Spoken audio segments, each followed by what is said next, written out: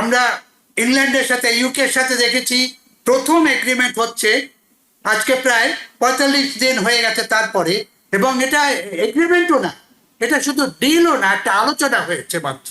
যাদের হাতে আসলে বার্গেনিং চিপস থাকে না, যেমন Bangladesh, really dependent on export to US market. গাড়িগুলোর জন্য যে পার্টস গুলো দরকার কানাডা থেকে এবং অন্যান্য জায়গা থেকে, যে পার্টস গুলো মেক্সিকো থেকে আসে, এগুলো কি হবে, কোথায় হবে, তার সাপ্লাই চেইন কোথায় কিভাবে দাঁড়াবে। যুক্তরাজ্যের সাথে আমাদের কিন্তু যেটা বলে বাণিজ্যিক ঘাটতি, সেটা কিন্তু ছিল না। ট্রেড ওয়ারের ব্যাপারে যথেষ্ট পানি ঘোলা হয়েছে এবং একটি অনিশ্চিত একটি পরিবেশ বা ভবিষ্যৎ তৈরি হয়েছে।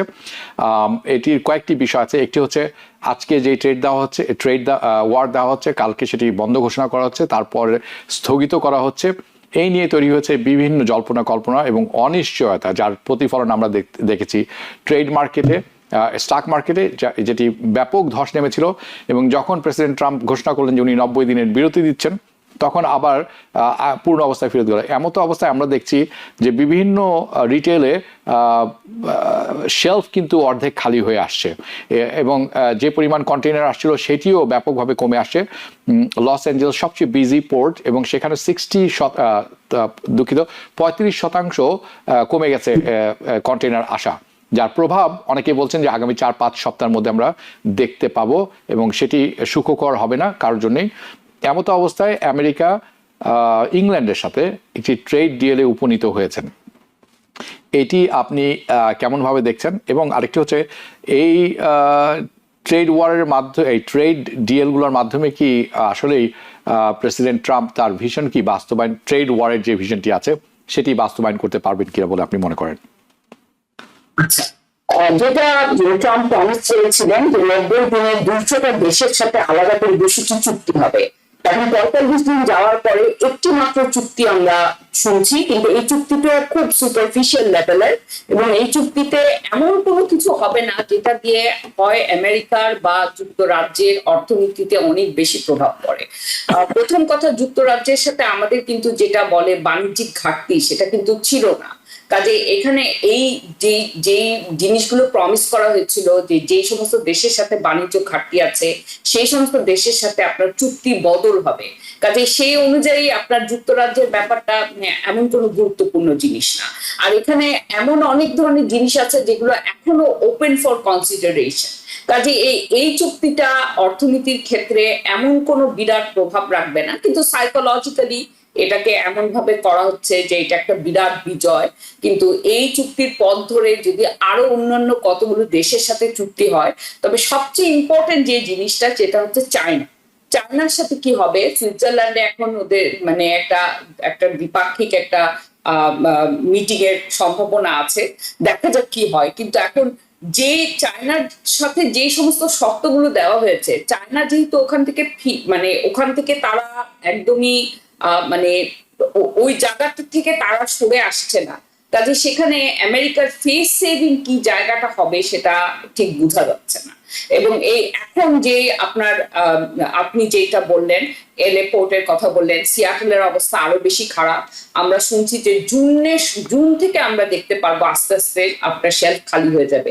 এবং এখনো যদি কোনো চুক্তি হয়, তারপরও আপনার মোটামুটি ১.৫ মাস সময় লাগবে নতুন স্টক আসা। কাজে সামনের দিনগুলোতে আমার কাছে মনে হয় যে অনেক আশঙ্কা আছে। আর এই চুক্তিটি ট্রাম্পের অন্যান্য প্রমিসের মতোই এমন একটি প্রমিস যেখানে একটা অল্প একটা জিনিসকে নিয়ে সুপারফিশিয়ালি এত বড় ক্রেডিট দাবি করা হচ্ছে, কিন্তু আসলে কিন্তু যে ক্ষতি হওয়ার সেগুলো কিন্তু হয়েই গেছে।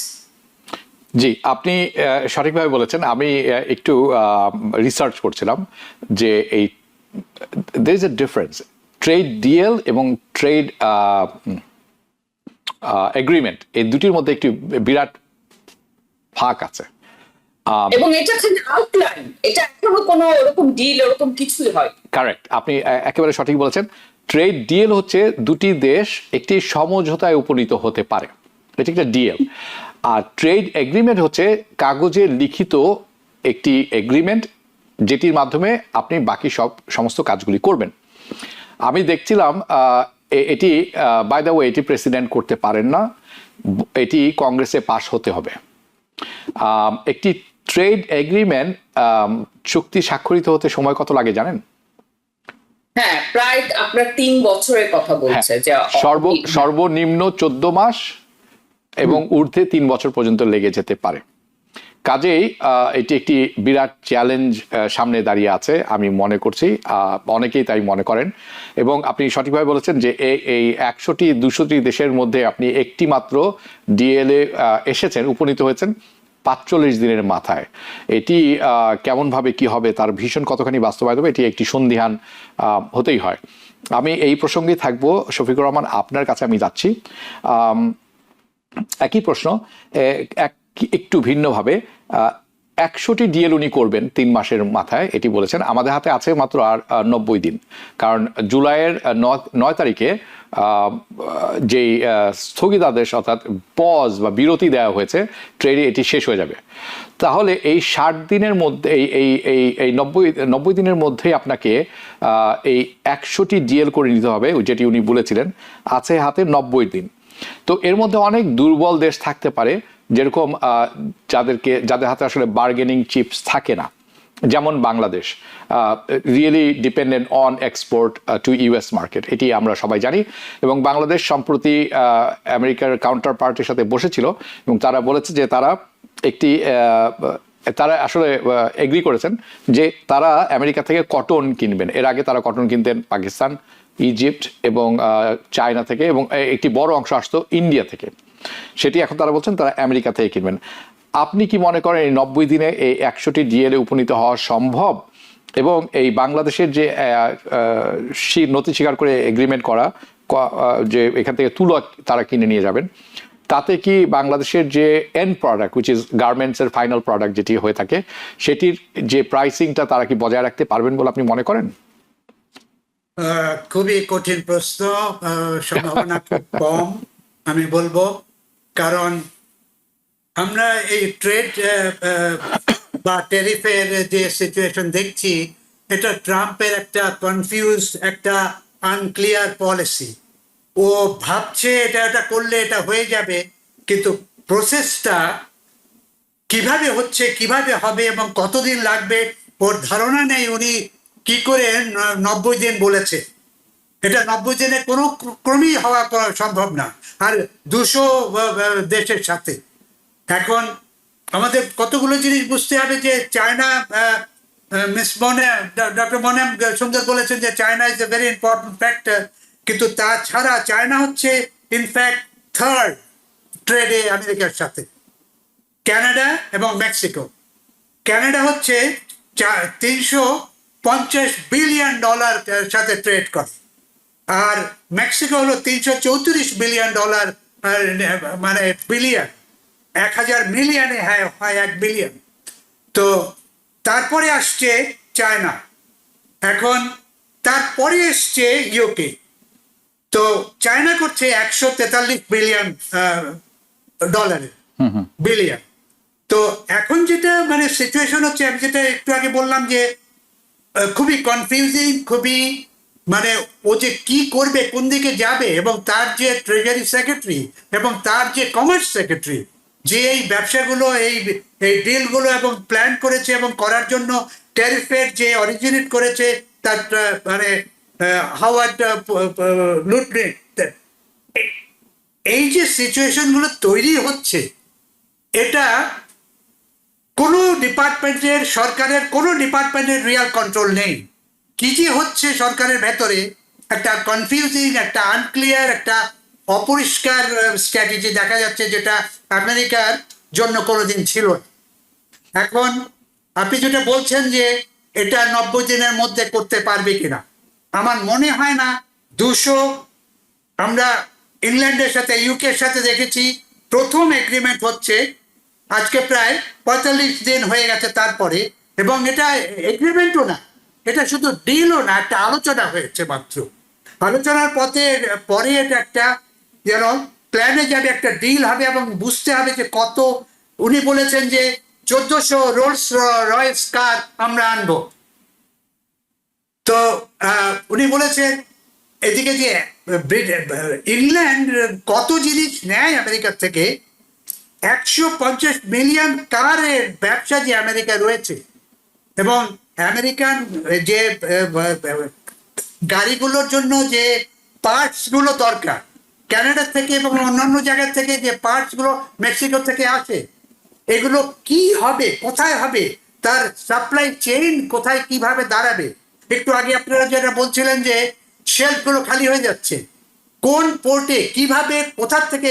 আমরা জানি যে এই যে আমাদের কনজিউমার গুডস গুলো রয়েছে, আমাদের জামা কাপড়, ঘর বাড়ির জিনিসপত্র, সাধারণ মানে জুতো, ব্যবসা, সাধারণ সিম্পল জিনিসগুলো, বই, কাগজপত্র, বেশিরভাগ 90% এখন এগুলো উৎপাদন হয় চায়না, ভিয়েতনাম, ইন্ডিয়া, বাংলাদেশ, এসব দেশে। তো এখান থেকে এরা আসার জন্য, প্রোডাকশনের জন্য এবং আসার জন্য যে চেইন অফ মানে সাপ্লাই চেইনগুলো রয়েছে এবং থাকবে, এটা খুবই আনক্লিয়ার হচ্ছে। কাজে এক একটা ডিপার্টমেন্টের, কমার্সের সাথে ফাইন্যান্সের কি সম্পর্ক হচ্ছে, কে ম্যানেজ করছে, কোথায় ম্যানেজ করছে, একটা খুবই কনফিউজিং ক্লিয়ার হচ্ছে, কনফিউজিং সিচুয়েশন হচ্ছে, যার জন্য ট্রাম্প নিজে খুব ক্লিয়ারলি আজকাল উত্তর দিতে পারছেন না, বলতে পারছেন না কি হবে কি হবে না। তো এটা একটা ইন্টারেস্টিং সিচুয়েশন তৈরি হচ্ছে। এবং আপনি বলেছেন যে বাংলাদেশের এটা কি হবে। বাংলাদেশের জন্য যেটা হবে, যেটা চিফ অ্যাডভাইজার রিকোয়েস্ট করেছে যে আমরা তুলা বেশি কিনবো, কিন্তু আমাদের ট্যাক্স কমিয়ে দাও, আমাদের ট্যারিফ কমিয়ে দেওয়ার জন্য রিকোয়েস্ট করেছে। বাংলাদেশ খুবই ছোট দেশ, আমেরিকার জন্য ব্যবসা বাণিজ্য অন্যান্য দেশের মতো আমি যেগুলো বললাম তার মধ্যে কিছুই আসে যায় না। তবুও বাংলাদেশের জন্য এটা একটা বড় ব্যাপার। আমাদের যে তুলা কোত্থেকে আসবে, আমরা ইজিপ্ট থেকে আনি, আমরা অন্যান্য জায়গা থেকে, ইন্ডিয়া থেকে আসে, আমরা আমেরিকার থেকে আসে। এবং প্রেসিডেন্ট ট্রাম্প বলেছেন যে আমেরিকার থেকে যেন বেশি তুলা আমাদের বাংলাদেশে নেওয়া হয়। আমাদের বাংলাদেশে তুলা নেওয়ার পরে তারা এগুলো প্রসেস করে, এগুলো সুতা বানায়, সুতার ফ্যাক্টরি রয়েছে, সুতার ফ্যাক্টরি থেকে কাপড়ের ফ্যাক্টরি, কাপড়ের ফ্যাক্টরি থেকে গার্মেন্টস ফ্যাক্টরি। এই যে একটা চেইন রয়েছে, এই চেইনটায় প্রত্যেকটা স্টেপে এফেক্টেড হবে যদি আমাদের তুলো সাপ্লাই কম বা বেশি হয়, অথবা তার দাম কম যদি বেশি হয়, অর্থাৎ ট্যারিফটা যদি বেড়ে যায়, আমাদের পক্ষে খুবই একটা ডিফিকাল্ট সিচুয়েশন হবে। গার্মেন্টসে আমরা অলরেডি এই গত 8-9 মাসে দেখেছি যে গার্মেন্টস ইন্ডাস্ট্রির প্রোডাকশন, ওয়ার্কারদের স্ট্রাইক এবং অন্য বিভিন্ন জায়গায় বিভিন্ন রকম সমস্যা অলরেডি ছিল। তারপরে এই যে ট্যারিফের প্রস্তাবটা এসছে এবং আমেরিকার পুশ যে এসছে যে তুলা বেশি কেনার জন্য, আমরা কিনতে পারি, আমাদের ডাজন্ট ম্যাটার, কিন্তু দাম কত হবে এবং তার অর্থনৈতিক ইমপ্লিকেশন আমাদের ওয়ার্কারদের জন্য, আমাদের কোম্পানি প্রোডাক্টসের জন্য, আমাদের মালিকের জন্য এবং কনজিউমারের জন্য একটা বড় রকম সমস্যা হয়ে দাঁড়াবে। নিউ ইয়র্ক থেকে সম্প্রচারিত TVN 24 টেলিভিশন বিশ্বজুড়ে বাঙালির কণ্ঠস্বর।